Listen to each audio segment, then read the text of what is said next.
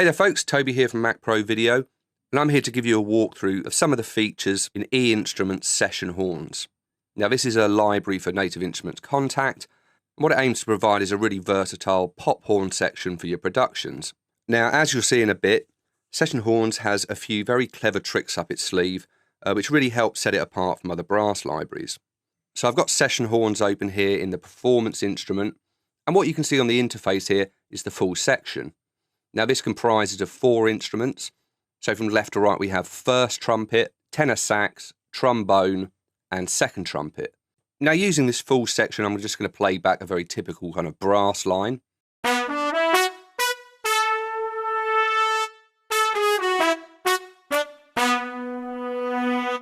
the first clever thing about session horns is that you can actually choose the type of section you want to use. So if you go up to the section setup menu, you can see you can choose various combinations of the section. So I could just choose tenor sax and trombone, or maybe just the trumpets. And maybe I could just add a tenor sax back into that section.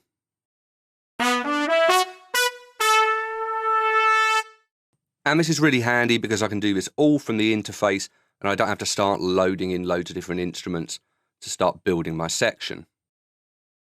In the Performance instrument, there are many ways that you can add different articulations via controllers. The first one of these is the velocity switch, and this allows you to assign a different articulation to the higher note velocity values.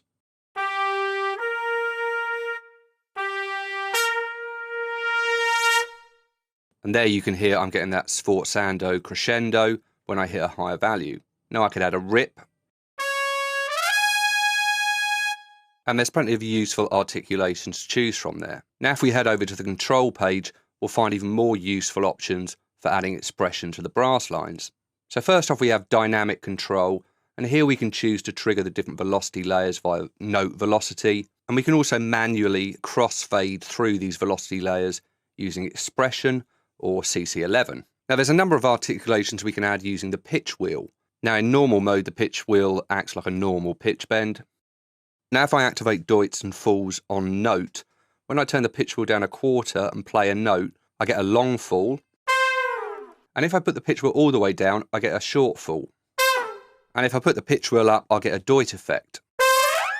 So this is a really convenient way to get quite a lot of articulations out of one controller. Now we can also get these effects on release of the note.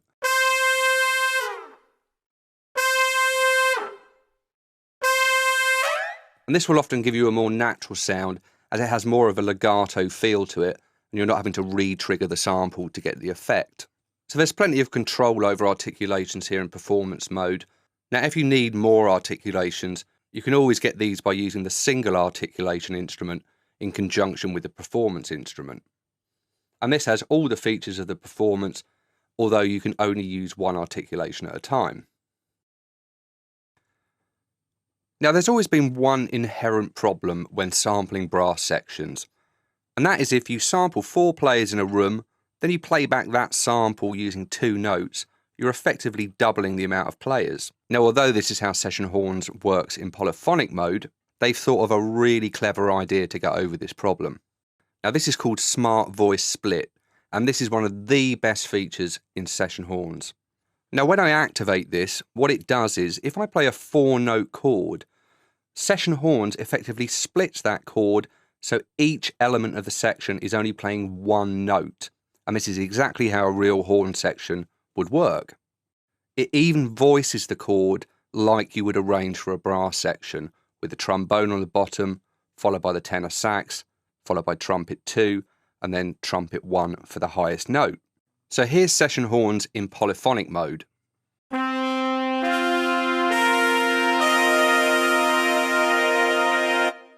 Now here's Session Horns in split voice mode.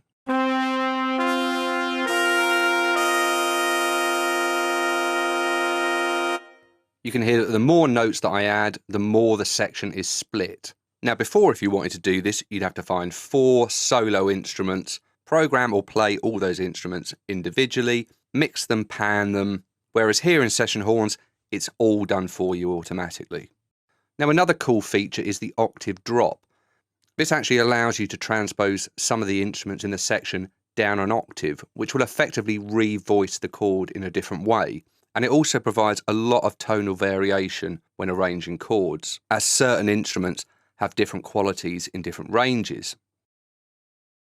Now the way this works is that drop first drops the trombone, drop second drops the sax, drop third drops the second trumpet, and drop first and second will drop the tenor sax and the trombone. So let's have a listen to a couple of examples of this. Here's the example with no dropping at all.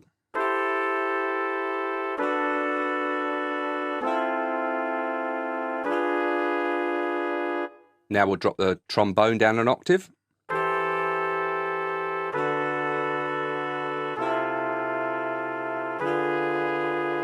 Now let's drop the second trumpet down an octave.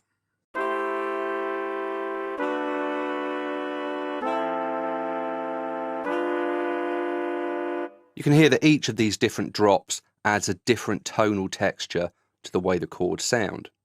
And this is very versatile. Now another great mode is legato mode, and this allows you to create flowing lines that join together.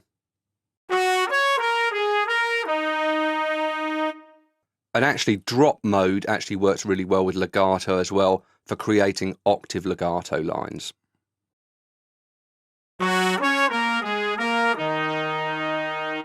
This means you can get the sound of classic octave lines with just one note.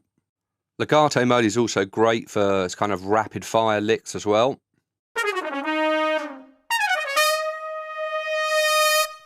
So this is great for getting rid of that kind of machine gunning effect where the sample is re-triggered all the time because you have those lovely legato samples.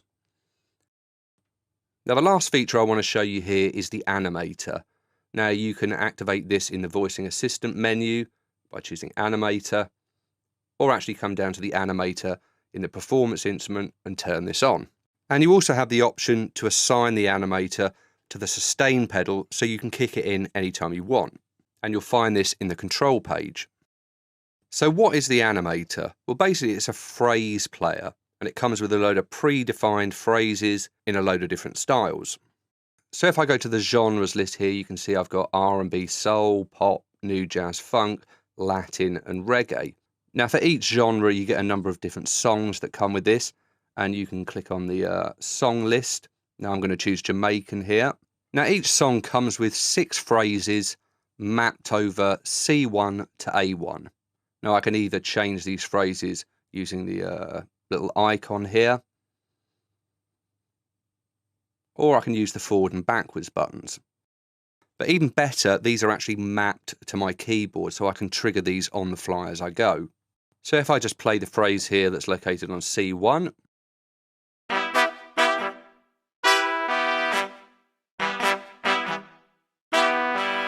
and all these phrases are transposable over the keyboard too. Now you'll notice that each song has this little button that says Link Sound Preset. Now if we go into the sound panel, we can see we have a number of options for sound. Now one of these options is the section mix. And this lets you rearrange the kind of emphasis on different instruments, give you different EQ settings. So if I were to choose sax and brass, and you can hear the saxophone has more emphasis in this preset. Now I'm going to choose one called Trumpets Up 2. And you can hear I'm getting more trumpets in the mix there. And we also have a number of predefined effects chains here. So I could choose lo-fi dub. But for our example here, I'm going to go back to this short echo. Now we also have a humanize function here where I can detune the section.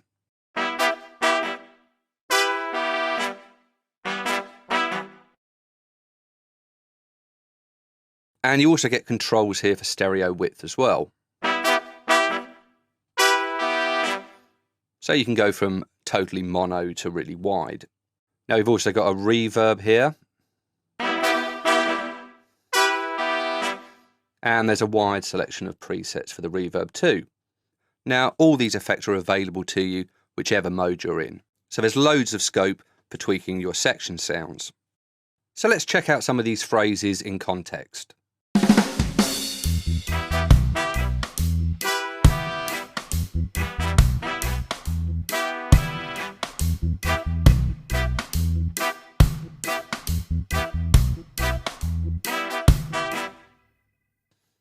Now there are a number of different ways to personalise these phrases as well. Now one of these is rhythm only. Now if I turn this on, what's going to happen is, instead of playing the notes from the phrase, I can now input my own notes on the keyboard. So that's me playing one note. There's a C major chord, F major. So you can see it's really easy to change these phrases around. Now another cool thing is I can actually map this to a MIDI CC controller and turn this off and on as I choose. So now I'll play the same piece of music, except on the second half I'll kick in the rhythm only and play a chord of my own.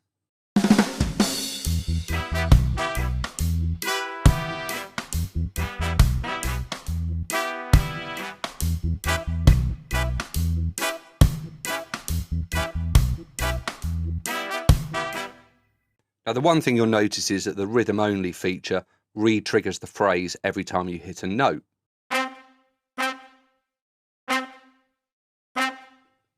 Now to stop this happening, we can use the one-shot feature, and this allows us to change notes throughout the phrase without the phrase re-triggering.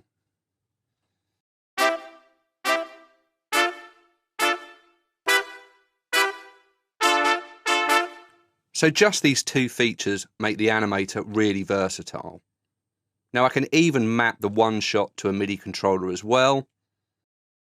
So now I'll use the rhythm only and the one shot in the same piece of music, and in the second half I can put my own chords in to that rhythm.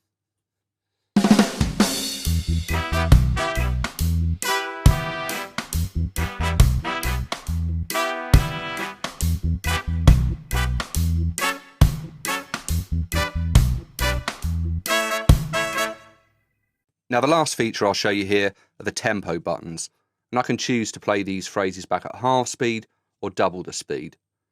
So if I change this to double speed, I could easily change this reggae thing into more of a ska track.